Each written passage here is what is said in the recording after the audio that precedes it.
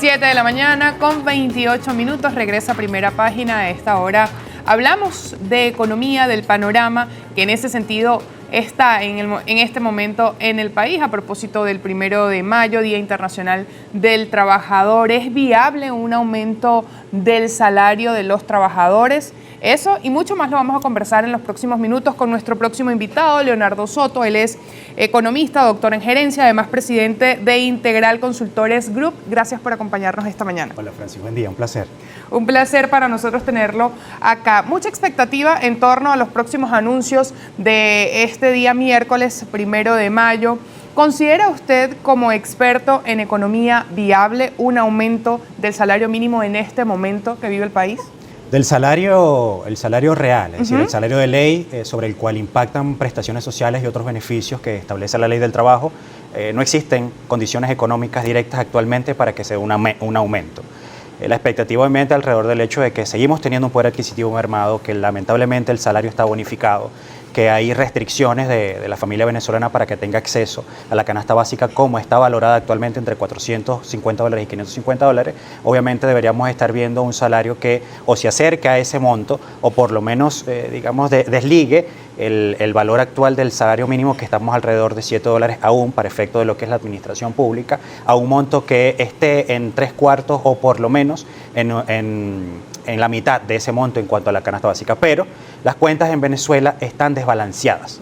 ¿Qué significa esto? Para tú, por ejemplo, en un caso hipotético, en un escenario de análisis, como gobierno, aumentar $150 el salario real, plano, sin pensar en ningún tipo de bonificación, ni vacaciones, ni compensaciones adicionales, ni retroactivos. Tendrías que tener en reserva, solo pensando en una nómina pública, aproximadamente 3 millones de personas, tendrías que tener en reserva como gobierno alrededor de 8.000 o 14.000 millones de dólares, solo en reserva, con una contingencia o un aprovisionamiento de 3 años en promedio, es decir, de 8 a 14.000 millones de dólares en 3 años, o sea, cada uno de esos montos en 3 años. Y el presupuesto de Venezuela, el que se anunció cuando se aprobó la ley de endeudamiento, pronunciado inclusive por la vicepresidenta de la República, finalizando el 2023, fue en bolívares, en ese momento la tasa de cambio de 23.000 millones de dólares. Es decir, las cuentas en Venezuela están desbalanceadas.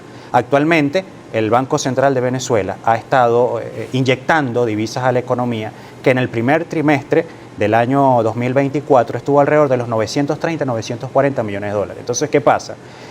Estando las cuentas en Venezuela desbalanceadas, sin tener un flujo de ingresos suficiente en divisa actualmente que permita esa acumulación, por lo menos como con la velocidad con la que requiere el país, estando aún en déficit, un 8% en déficit por encima de nuestro Producto Interno Bruto real, actualmente el país no tiene el dinero suficiente para honrar un compromiso en nómina tan grande como se maneja en la actualidad. Por lo tanto, cualquier anuncio de incremento del salario mínimo o de incremento de salarios, respetando inclusive salariales de los distintos gremios profesionales o inclusive de la misma función pública, pudiese convertirse automáticamente en inflación.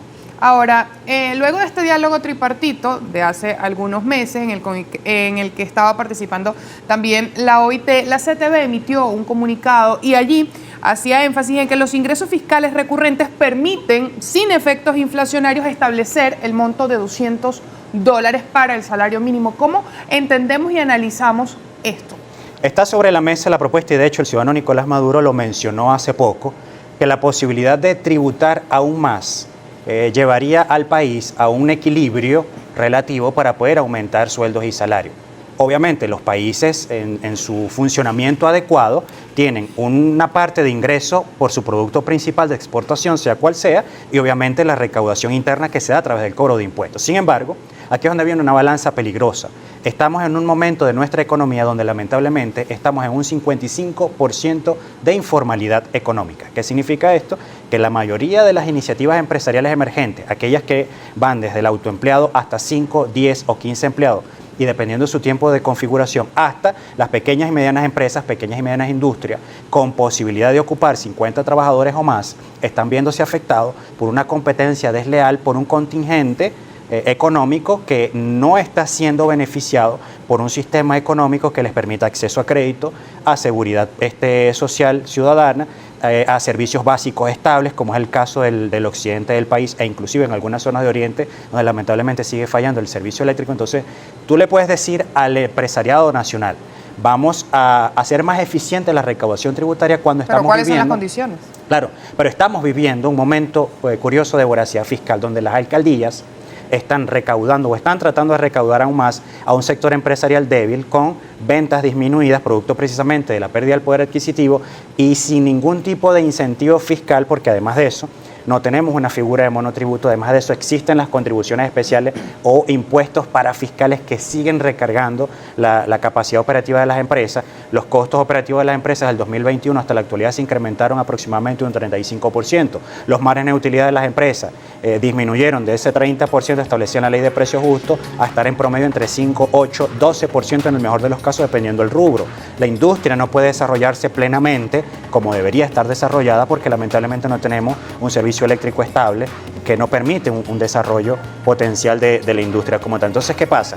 Si yo, de hecho, pecho aún más impuestos sobre un sector empresarial muy disminuido, lejos de incentivar una recaudación tributaria para efectos de equilibrar la balanza, lo que estoy haciendo es debilitar un sector empresarial que está tratando de sobrevivir en estas circunstancias. Nos corresponde hacer la pausa de la hora. Al regreso vamos a hablar del comportamiento, cómo inicia este segundo trimestre de 2024, entendiendo los reportes del primer trimestre que ya conocemos, que ya hemos analizado aquí en Primera Página, cómo se vislumbra este escenario previo además a un proceso comicial previsto para el 28 de julio, entendiendo que las políticas de todo lo que tiene que ver con el escenario, con el gobierno, con la política, incide directamente en el sistema económico nacional. Eso lo analizamos después de esta pausa de Primera Página. Conversamos a esta hora con Leonardo Soto, economista, además presidente de Integral Consultores Group. No se aparte.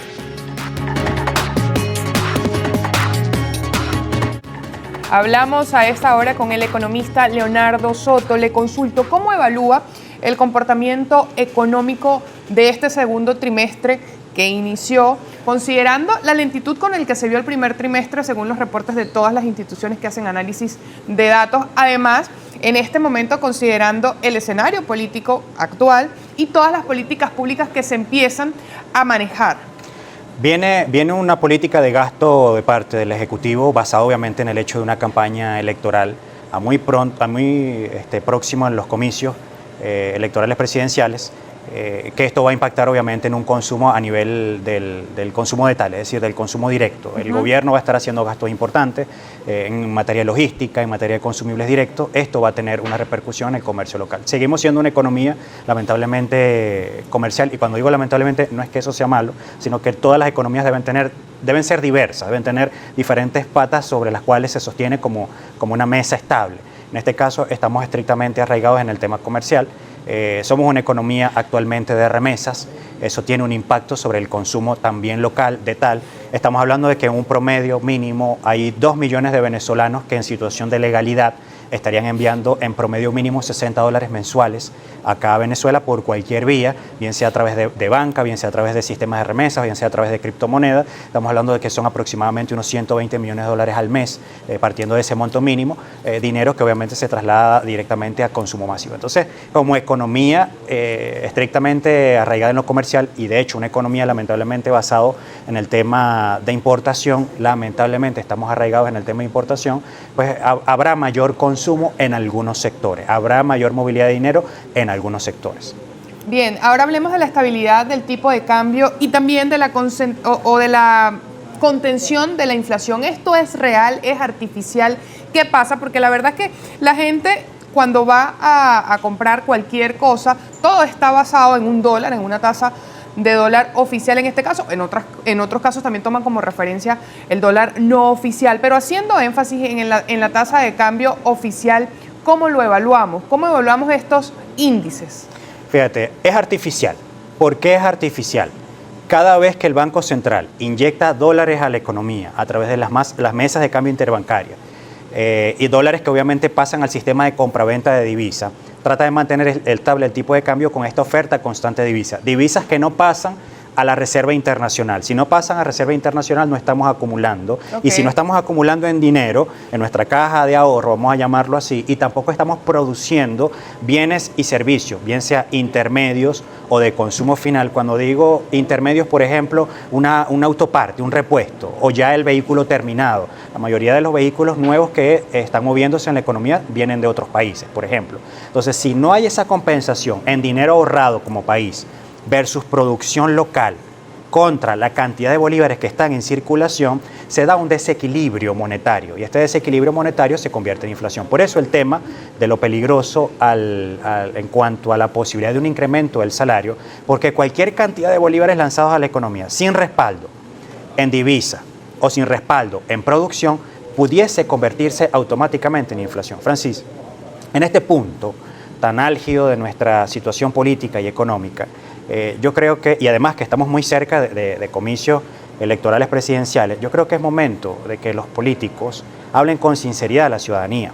Yo creo que es momento, porque de hecho hasta ahora ninguna propuesta de un candidato, bien sea el que se encuentra actualmente en la presidencia como de quienes intentan llegar, han presentado un plan económico. Han presentado un plan económico donde con pasos muy precisos hay que decirle al ciudadano que sí habría la posibilidad de incrementar salario, pero bajo un proceso previo de planificación que nos lleve a un endeudamiento productivo, que nos lleve a mejorar la producción o la participación de PDVSA con la eliminación total de las sanciones, que nos lleven a hacer nuevos negocios con los países democráticos del mundo, que nos lleven a establecer una estructura de protección al ciudadano más vulnerable, como es el caso de los pensionados, que nos lleven a un pacto de gobernabilidad de muy corto plazo, que eso es indistintamente de quien esté sentado en la silla de la presidencia. Tiene que existir un pacto de gobernabilidad y un decreto de emergencia económica, no un decreto de emergencia económica que delegue poderes especiales sobre un presidente, sino que haga partícipe a todos los actores dentro de un proceso de planificación. Y ese proceso de planificación, y lo quiero detener allí, ¿cuánto tiempo toma? Porque los ciudadanos venezolanos se preguntarán, bueno, y en estos 2 años que no ha ocurrido o no hemos tenido un aumento del salario, ¿por qué no se ha trabajado en esa planificación paulatina de la que usted hace mención? Fíjate, tendríamos que preguntárselo directamente a presidencia y a representantes. ¿Cuánto puede tardar un plan de planificación de esa índole? Un plan de planificación real comienza por mostrar lo que tienes y lo que no tienes. Por eso es que te hablo de la opacidad de las cuentas nacionales. En Venezuela hay que ser honestos. Hay que ser transparentes en mostrarle al país cuál es la situación real de la finanza venezolana. Cuánto ingresa y cuánto sale. ¿Cuál es nuestro porcentaje de gasto en comparación con nuestro porcentaje de ingreso? Cuando tú le dices eso a la ciudadanía y los haces partícipes de que entiendan qué implica un incremento de salario que tiene que ocurrir, que implica la reestructuración, por ejemplo, de una escuela municipal o de un liceo o de la infraestructura de una universidad o del asfaltado de calles, brocales, o sea, todo lo que implica inversión pública real, e ir promoviendo a través de esa participación una comprensión más allá de lo económico. El ciudadano que sabe lo que está pasando, que sabe lo que implica el movimiento económico y que está gritando que no se le siga tratando como una persona que tiene desconocimiento en materia económica, va a comenzar a participar en procesos que son mucho más complejos desde el punto de vista local. Por eso es que en el pacto de gobernabilidad, desde el punto de vista político que incide en lo económico, tiene que darse un proceso progresivo de descentralización. Tanto puertos como peajes tienen que volver a manos de los gobernadores, sean o no sean de una tendencia ideológica en particular. Esos son ingresos extraordinarios que pueden convertirse en una fuente importante de movilidad en cuanto a la gestión pública propia de las localidades y de las gobernaciones. Eso no existe en la actualidad. El Ejecutivo, o sea, quien sea presidente de la República, sea el actual o uno nuevo, tiene que cambiar definitivamente su discurso. Es decir, seguir culpando a otros por la situación que está viviendo. ¿Incluyendo las sanciones? Claro, es que el tema de las sanciones es un tema bien complicado porque las sanciones no crearon la crisis económica de Venezuela. Es decir, la crisis económica de Venezuela inició en el año 2005, cuando sobre PDVSA se recargaron una serie de gastos que no correspondían a la principal industria generadora de divisas del país. No sé si recuerdas Pedeval, no sé si recuerdas PDVSA Vivienda, no sé si recuerdas una serie de cosas que se le adjudicaron a la industria que ya estaba siendo, de hecho, tratada más que como una empresa, como la extensión de un partido político. Ahora tú tienes que volver a PDVSA corporativa. Tienes que garantizar que PDVSA pueda ser una empresa rentable y para esto, obviamente, ante el hecho de que PDVSA no se trató así desde el año 2005 hasta el año 2013, cuando de hecho se incrementa la crisis dentro de la industria y además de eso se persigue al empresario privado y comienza a acentuarse la crisis hasta el 2015, 2016 y en el 2017, que es cuando comienzan a establecerse las sanciones lo que vinieron fue a empeorar una crisis que se venía acumulando desde el año 2005, una crisis de déficit, una crisis acumulativa, que en el año 2005, 2007, 2010 no se vivió como se está viviendo ahora, es porque había demasiado dinero en ese momento para gastar, había dinero de deuda, había flujo de caja. El venezolano no lo vio hasta que el dinero dejó de entrar, comenzó a escasear la inversión y obviamente las sanciones vinieron a añadir un factor para acrecentar la crisis venezolana. Muchísimas gracias, Leonardo Soto, por su análisis tan académico, pedagógico, para entender el panorama económico justamente actual, que va a depender mucho del proceso político que está en curso. Va a haber mucha agua que correr y que ver correr en los próximos meses y vamos a estar, por supuesto, a través de las pantallas de Globovisión analizando todos los escenarios. Vamos a hacer pausa de primera página, al regreso más, no se aparten.